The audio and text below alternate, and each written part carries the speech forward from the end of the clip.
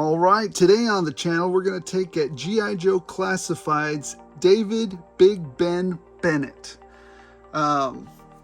This is a figure, well, and he's also from the Night Force sub line. So, you know, one of the things that that there's some question out there is, as Target has the Cobra Island sub line, does the Night Force subline belong to Walmart? I don't know. Does it? You guys tell me in the comments below if it does or not. I think that maybe that's what Walmart's wanting to do, right? They want to take these particular figures and get their own line, and Target wants to have its particular figure. But maybe I'm just talking crazy. Some people say it is, some people say it isn't. I'm good either way, although I'd rather just have nobody have exclusive access to these things, because it's hard enough to get them as it is. So anyways, here we have David Big Ben Bennett, Night Force line. I didn't have this guy growing up. I didn't have Big Ben growing up. But hey, G.I. Joe is my bread and butter, so I don't have any problems picking this guy up and taking a gander at him. Besides, he looks like a great figure. Let's take a look at the box real quick. Those are all the accessories he comes with. He can carry all of them, and we'll get into that in a minute, except this one for obvious reasons. So anyways, there it is. Nice little digital render of him. Great little comic book close-up of him. Number 77 in the line. Got his little British flag there. You'd never wear that. Going into battle. Is too colorful, and I don't know what that is. Some kind of British looking thing.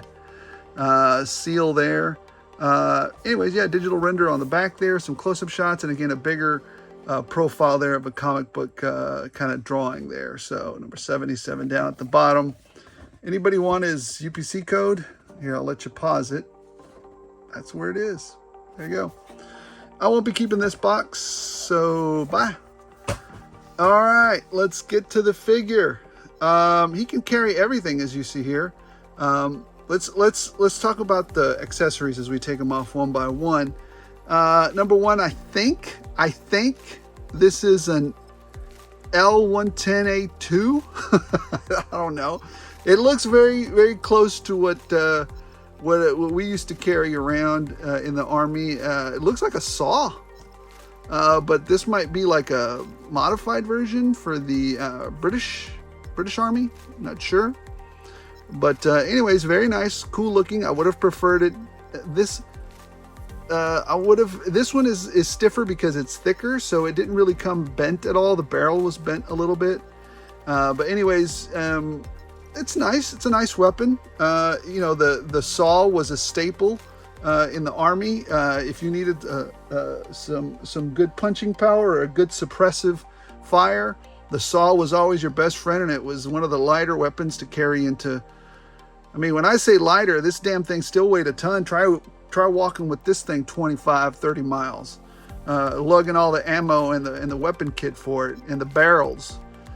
So yeah, it's not a light deal. Anyways, very nice weapon. Yeah, looks great. It's got its little bipod there that you can stand it up on. So looks good. It's got a little color there where the brass is for the weapons, and a little canister there. Of course, there's a little bit of controversy with this. They don't use this plastic hard one anymore. They use more of a bag one. So anyways, that's what we have there. There you go. Next thing we have is this. What is this gimmicky doggone weapon? I never heard of it. I never fired it. I never did anything with something like this. It's probably new. It's actually new. This is the gimmicky Gilboa snake gun. What? Some people say it's a shotgun, but I don't think so. I don't think this is a shotgun. I think it's that Gilboa double shot weapon that the British Army's using. But I may be wrong. Your opinion may vary. Let me know in the comments if I'm completely wrong. But this does look like that snake rifle or whatever it is that fires 2 bullets at the same time, not 2 shotgun shells at the same time. The magazine does come out, and he has a thing in his pocket or on his belt where you could store this. So anyways, a very nice. I would have liked it to be black instead of gray. I don't like the gray. I never had a gray weapon in the military. It was always black or some green or brown on it. It was never 90% of the time it was black, so never gray. So I don't know why they decided to do that, but nice weapon regardless. And then you've got this crazy thing. I don't know what. He's got an Uzi with the silencer, I guess for when you're going on stealth missions and you got to shoot a lot of people real quick. The clip is not removable here, but this is it right here. Is what it looks like. So definitely kind of like a little tiny submachine gun Uzi. And then you get the little silencer with it, which goes, get it in there, right. Oh, did I put it in backwards? Yeah, I did. Hold on. There it goes. So you can just set that right on top of there. And that's what you're getting. So anyways, very cool. I dig it. All right. So he comes loaded, man. This guy has like guns everywhere. I've never gone into battle with bandoliers. So I don't know. I get, what is it, Three Amigos vibes when I look at this guy with the bandoliers.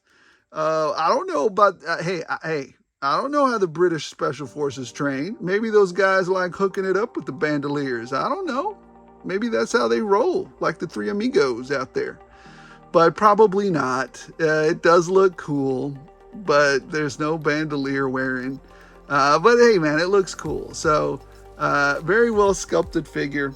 I just couldn't help myself. I had to poke a little fun at those guys. Well sculpted. He's got a heavy winter coat on there. Well, not as heavy as Snow Job, but still a pretty heavy coat. He's got the, it's funny. People always say that the Russians wear this, and this is, my flaps around the ears weren't this big, but I did have a hat, a winter hat as an American soldier. And it does have little flaps, but the flaps go on the inside, and then you unfold it and they come across the outside. And then you also had a cold weather one too that you put on your head and kind of looked like this, only it wasn't as big as this. So, but yeah, so, everybody's got to keep their ears warm. So even, Russians, so only I guess their continent is colder. So that's why they wear those all the time. Anyways, looking at the figure, he's got the bandoliers looking great. Lots of sculpting. He's got a little patch there. I don't know what that is from or what, I didn't study the royal insignias for the British Army. I know that's the Union Jack. That's about it. Nice sculpting here. Nice sculpting on his pants. I'm not sure. These do look like jungle boots, but the reason I say that is because jungle boots were green up here and then they turned into this, and then they did have these black things here, but whatever. Okay. You know what? I'll give it up. It looks like jungle boots. So I'm going to go with the jungle boots. And Tony from Analog Toys kind of agrees with me. And just a side note, if you guys haven't seen the review that Analog Toys did on this figure, I would recommend going and watching that. It's nothing like this. So what I'm doing is not what you're going to find on Analog Toys or Tony's review.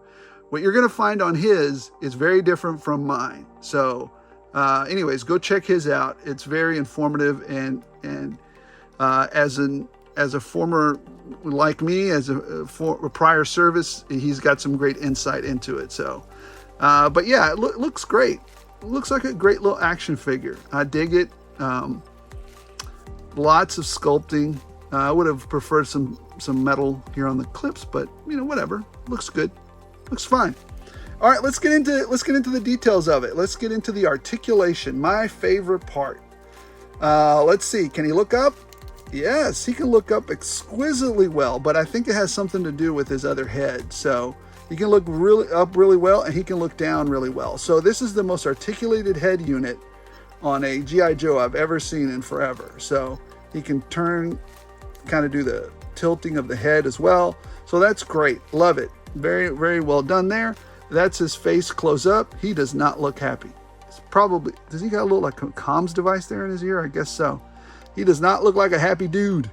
He's upset. He's got to go on another cold mission. Anyways, his arms are a little hindered, but he does have that butterfly joint there, but it's very, very slight. This jacket and bandoliers do hinder a lot of movement.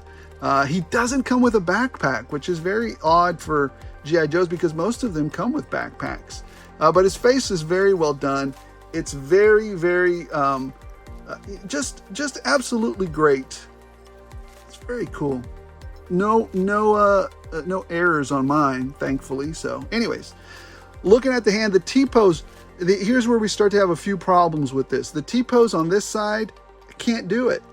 If you just go to do a T-pose, you're not going to be able to do it. Here's the trick, and I hate that I have to do this. You have to push it in a bit and then pop it up, and he can do a great T-pose. Push it in a bit, push it in a bit, and this one is harder to do, and then it pops up. So now he's doing better than a T-pose. So, but that was the trick on this one. I wish you didn't have to do that, but you do, and it's not a huge deal. It's fine. As long as I can articulate it well, then that's fine. Put his arms down.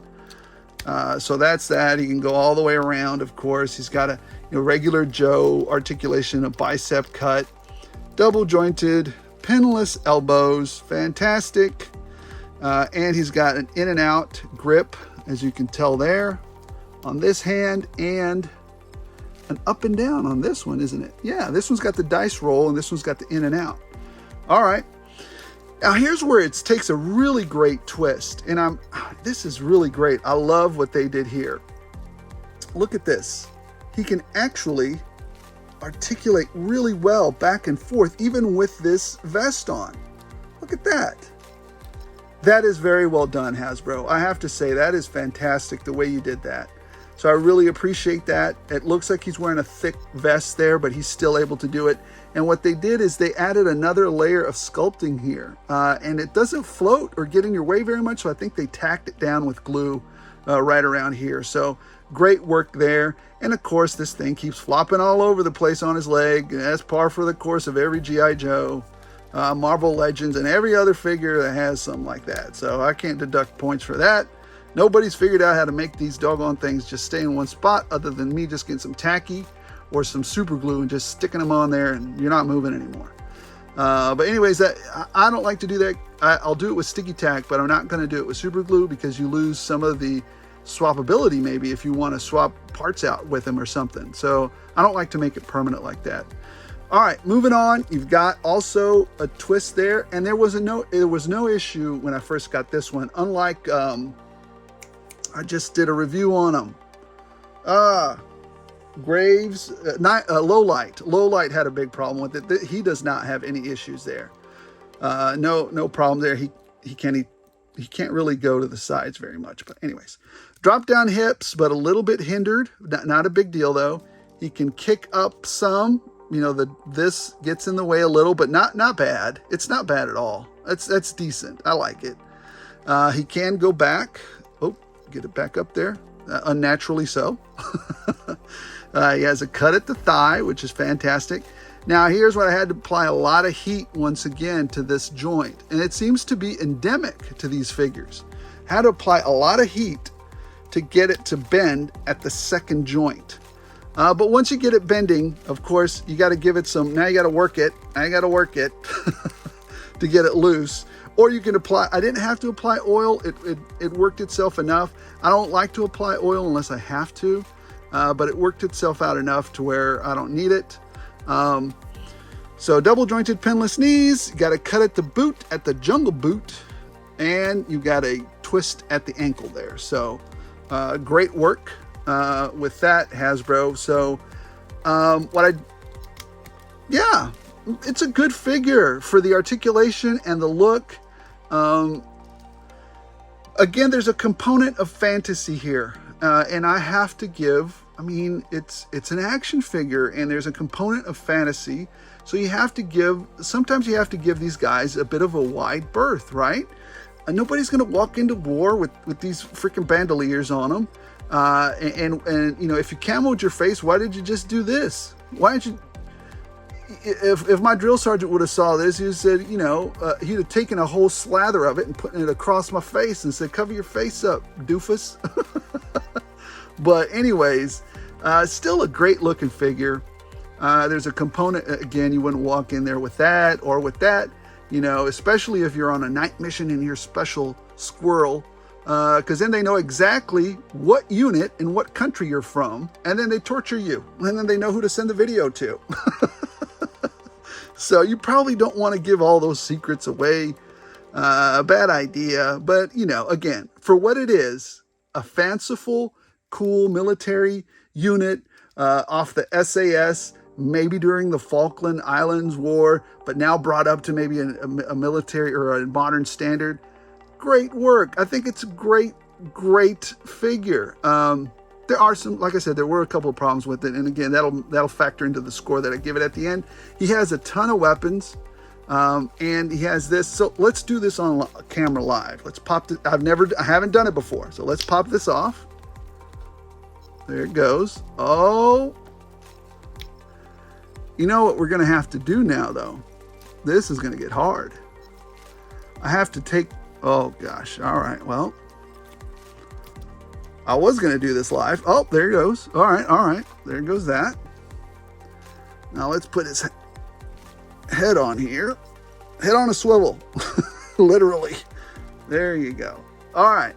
And there he is with his gas. Here, let's put him at the gas. Can he do it? Let me see if he can do the gas. The gas signal. If you prior service, if you're out there, you know what I mean. Gas. There you go. That's what he's saying. So anyways, that's what you got. Do I like this figure? I do. I really do. And I'm going to tell you where I'm going to deduct some points. And it's not very much. I don't like that I have to do this with the shoulders. The shoulders should just ratchet up and do correctly. So I'm going to deduct, 0.2 for that. And I'm going to deduct 1 for this. So I'm going to give this a figure. And I don't like that, some of the weapons were kind of bendy. I don't like this plastic. It's too gummy. So I'm going to deduct another. So I'm going to give this a 4.6. Damn good figure. But still, the gumminess of these weapons, and they're not black. The problems with the joints here, I don't like having to push in and then push up, but at least we get that. At least it works. And I don't like, torquing on these legs, because you could either pop this or break this part at the leg down here. So I don't really like that, doing that at all. I shouldn't have to, really beat it up that much. So anyways, guys, let me know in the comments below if you agree, if you disagree with my rating system is from 1 to 5, 5 being an absolute awesome figure. No, very minimal issues with it, or it's so fantastic. Thank you for giving it to us. And this one's got a 4.6. So anything to me, 3.9 or 4 and above is really a great figure. So this is a good figure, not to be missed out of the G.I. Joe line. So I would definitely pick it up when it comes out. Yeah. Anyways, let's wrap it up real quick. Again, I want to let you guys know, thank you for your support. Thank you for subscribing, and thank you for liking if you're so inclined. The last thing I'm going to close this with is, don't forget, I still have that contest going on with the Justice Buster and Hibernation Pod video. There are clues in that video, and the first person to guess what I'm looking for by sending me the email when they're logged into a desktop and going to the About section, because logging into the desktop is the only way that you can see my email on YouTube that you need to send it to, the answer to. I will send you an unopened, brand new Cobra Eel and a Ben Riley retro package figure to your desk, to your home for free, 100%. So Let me know, guys. Do you agree with my score? Do you like this figure? Are you going to go pick it up? Yeah. Like I said, G.I. Joe's my bread and butter. I'm going to continue collecting this line. I think it's really great. But I'll also, ding it when it does some bad things. So, but for now, these last few figures have been fantastic. So keep it up, Hasbro. And thanks for bringing us some really great figures. So far in the past, I don't know, there's been about 5 or 6 that have been great. So keep it up. I hope they keep coming. Thank you so much for watching. Appreciate the support.